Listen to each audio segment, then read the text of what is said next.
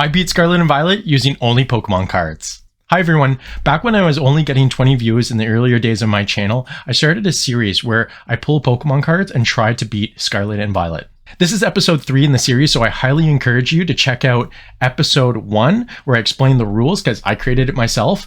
If you like the videos where I incorporate Pokemon cards into my own personal interests, please hit that like button. I want to get this video to 25 likes, and if we could do that, then we'll try to beat that championship rank. Remember to subscribe and go to the comments and tell me other fun games that you think we could do to incorporate Pokemon cards. Okay, now let's go play the game.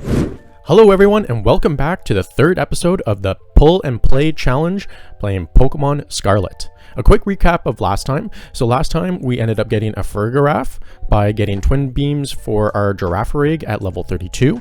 And then we got a Wattrel very early on, and then one level later we used our basic energy, lightning energy, to evolve it into a Kilowattrel. Today we're going to be opening up 2 packs. We're going to be doing Obsidian Flames and Paldea Evolved. Now this one's going to be a little bit more difficult because we're getting at the point where we need some strong Pokemon to round off our team. It would be best if we could find ourselves a water type and a fire type. Luckily we have one basic energy for the water type to evolve it. However, Obsidian Flames does not contain a lot of Pokemon within Scarlet, so this will be a little bit more difficult, and hopefully we could pull something like a Gyarados out of the Paldea Evolved. And in our last episode we also took down our Bombardier, so we will no longer need this. This has been taken care of, and if we get another Bombardier, it is considered complete. So let's start off with the Obsidian Flames. Once again, we're going to be having a little bit more difficult time with the Obsidian Flames. All right, let's see what we got here. And of course, I am collecting from these packs as well, so maybe we get a Charizard as well. It might not be added to the team because we can't get a Charmander or a Charizard in the raids right now, but it would be nice to add to the collection. So that. We're going to put our energy. Now we also need to evolve Floragato into Masquerada, so hopefully we get a leaf energy. No, unfortunately it's a lightning energy, so we do not need that. And we're still on the hunt for our leaf energy. Put that to the side. So we got a Nosepass, a Litwick, so a fire type, Odino, we have the Charmander, a Volcarona. So I was hoping that maybe I'd pull a Volcarona, but it does evolve at level 55, so we're still too early game for this. So maybe not the best pack to have done now, but I did promise that I would open up an Obsidian Flames. We have an Altaria. That's not a bad option. Houndoom, Timpole, Clodsire. Okay, so we can get a Clodsire. That might be an easy one to get off early. And an Entei. I pulled so many of these Entei cards. It was the first card I think I pulled when I opened up my first pack of cards in 20 years. And I thought it was a rare card, but unfortunately it's pretty common. So options here include the Clodsire. I think that might be a good one. What else? Altaria, that might be an option. Volcarona, it sucks putting it away, but unfortunately I don't think I could get to level 55 in this segment. Entei, obviously not. Charmander, no. Timpole, no. Odino, no. Houndoom, maybe, because that could give us a fire option. I might actually go that route. That with a Clodsire, possibly. Litwick, no. And then Altaria, unfortunately, we're not quite at that point yet. So I think these are our 2 options from, which isn't too bad actually. Pretty easy options here. Could really speed up the process. Okay, let's do the Paldea Evolved. Once again, something like a Gyarados would be great. To the side. We have this. Okay, hopefully Leaf Energy. Fighting. Okay, so we do have something different. We have our Lucario for a fighting option right now, but ooh, Glimmet. Okay, I also was hoping for something like that. That would be a good option as well. Bramblin, a Shinx, a Nimble. Don't wanna have that bottom card. It's a Titan. Corviknight. Ooh, okay. That would be a good flying steel type. Dunsparce, Shroodle, Palmy, and Tyranitar. Ooh, cool. So I could do the Tyranitar, but I think we're still too early. So unfortunately, not a good time to have pulled the Tyranitar. Ah, that's too bad. Okay, so I think the Dunsparce and the Bramblin go away here. So let's just start removing some things. The Shrinks and the Shroodle, we don't need them. Okay, so Palmy will go away. I like Palmy, but to evolve it to its last level there, we need to walk around a lot, so we don't want to waste time doing that. So Titan, no. Nimble, no. Okay, we have a lot of options here, actually. We still need the fire, and we still need the water. So Houndoom could be that fire type. I'm just worried that it's not a strong enough fire type for our endgame team. So we would have to hope to pull something in the next one. Clodsire, maybe we put Clodsire away. We have too many other options. Tyranitar, unfortunately, we have to put away. And we're left with Corviknight, Glimmet, and Houndoom. I really like Corviknight. Corviknight is a very good defensive type Pokemon for in the competitive scene. It would be nice to have that as an option to switch to, and in case we get into some difficult battles later on against the Elite Four. So a good option there. Glimmet is a good starter Pokemon, so you can lay down some poison spikes. Glimmet. So Glimmet we can evolve. So actually so we can evolve it in a Glimmora. So that's a good combination right there. I believe Glimmet evolves to Glimmora sometime in the 30s.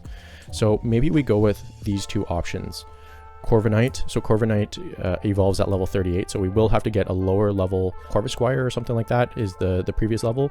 But getting a Corviknight is a good option, especially when we're a little bit nervous. We only have 2 more packs left. I think we have to go with the Corviknight and the Glimmet into a Glimmora. So I'll see you guys in the next playthrough. Pursuit of Rare Creatures. This video actually begins about an hour into my gameplay. For some odd reason, I was dead set on getting a level 30 something Corvisquire in East Province Area 3. Little did I know the pull rates are about 1%, and I never ended up finding one, so I ended up wasting a ton of time in this playthrough. When I finally decided to give up, I made my way to Artisan and found a Corvisquire level 20 in less than a minute. Next was Glimmet, and once again I found myself with another Pokemon that has a 1% spawn rate. I probably wasted another half an hour until I realized that I should just get a sandwich that spawns rock Pokemon, and sure enough, after a couple minutes, I find my Glimmet here. I'm also at the point in the game where I could get Quick Balls, which are super OP for catching Pokemon, as you can see here. Glimmet is a great Pokemon to have as a starter when you're in a battle because it has the ability Toxic Debris. Anytime I'm attacked by a physical move, I add some Toxic Spikes to the field. I end up taking advantage of this big time in the Larry battle in a few minutes here. But before that, I go back to my Tauros XP grind here, just so I could get 1 level to get that Glimmet into my Glimmora. So I do use my Fighting Energy card that I pulled earlier today. And just like that, I make my way over to Larry. Before that, I have to, of course, get my Sushi for him. And just like Ash's Charizard, my Glimmora is over leveled, which means it's going to be loafing around quite a bit here, but it is part of my strategy. Kamala is a physical attacker, so every time it hits us with one of those punches, we add some more Toxic Spikes. As you can see with this Dunsparce, it's instantly poisoned as it enters the field. Now I bring out Corvisquire, but my expectations aren't that high for it. I know I'm in a bad position with Corvisquire, but I just wanted that extra XP. I end up using Corvisquire for a little bit and then switch to Florigato to finish the deal. As a fellow corporate slave myself, the very relatable Larry brings out Staraptor and turns the flying type into a normal type. However, since Staraptor entered the field as a flying type, it's unaffected by my Toxic Spikes, which is why it isn't poisoned. This was the part of the game where I realized that I was a little bit more under-leveled than I had wanted to be. When I originally played Pokemon Scarlet, I caught every single Pokemon before I moved on to the next challenge. I also battled every trainer to get the items involved.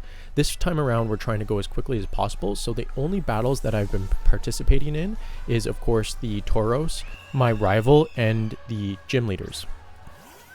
I bring out my Kilowattrel and I assume this would be the end of the game, get a couple of Electro Balls off with my Metronome and it would be no issue, but I didn't realize how powerful this Facade was.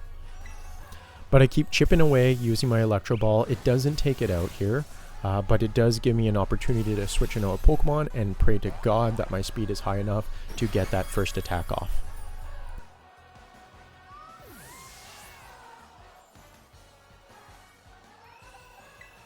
So out comes the Lucario, the OG.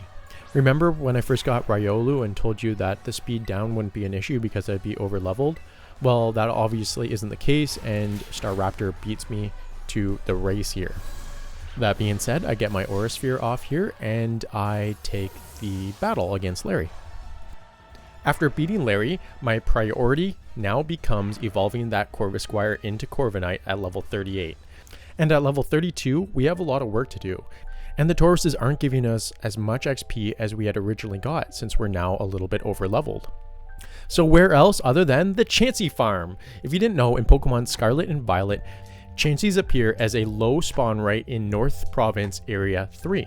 However, with a ham sandwich, our encounter rate goes up, allowing for an unlimited amount of Chanseys, as you can see here. These Chanseys are over leveled and have a ton of HP. My original plan was to use Glimmora since that was my highest level and I can now use it after beating Larry.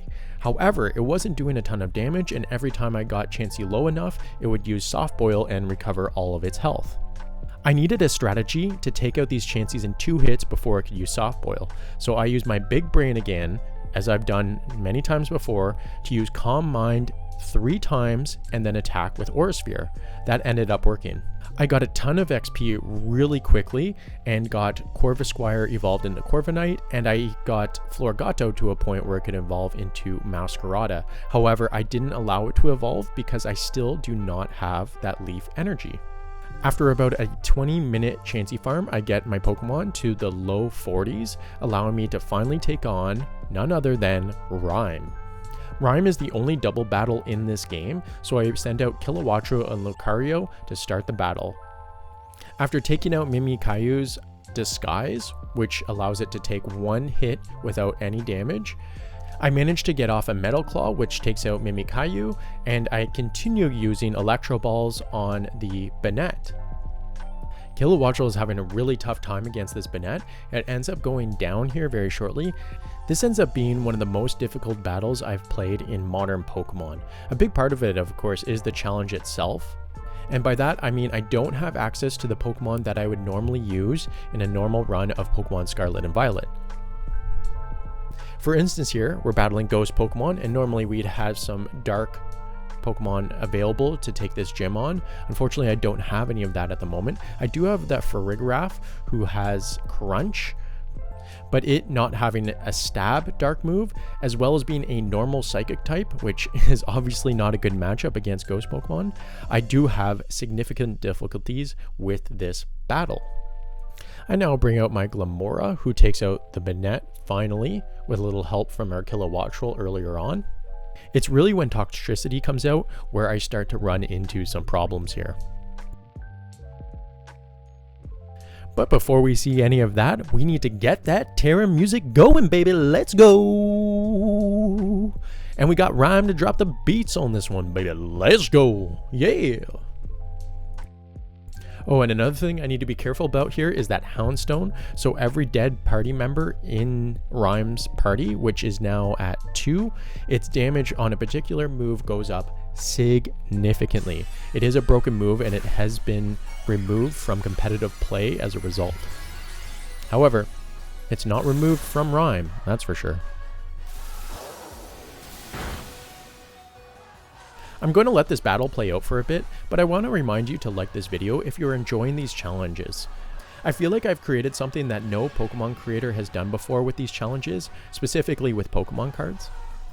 And I want others to do them as well, so the more people that like the video, the more people that share it, the more eyes will have on these challenges and other people will take me on. And once I post my final score, I would love if people could try to attempt themselves and beat me, of course, which probably isn't too difficult considering I spent almost 2 hours trying to find a Corvisquire and a Glammet today.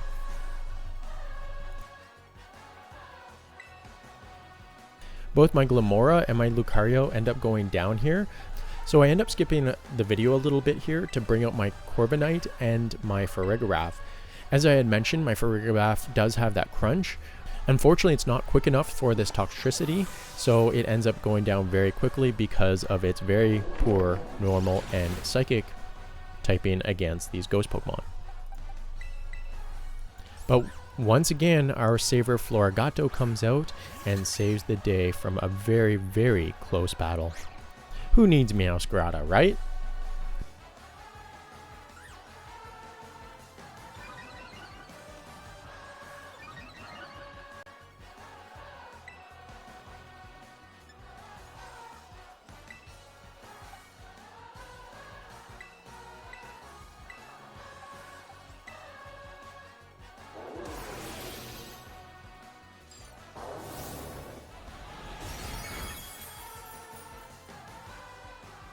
Corvisquire ends up going down, and it's a 1v1 battle of Toxtricity versus Florigato after Florigato uses Seed Bomb and finally takes out that Houndstone.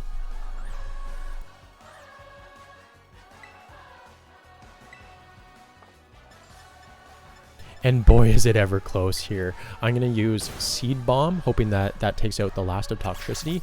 But Toxtricity is faster than use Hyper Voice, but it is not enough. I use Seed Bomb, and the game is over. Rhyme is down, Toxtricity out. I finally beat it. We're on to the next segment. Let's go.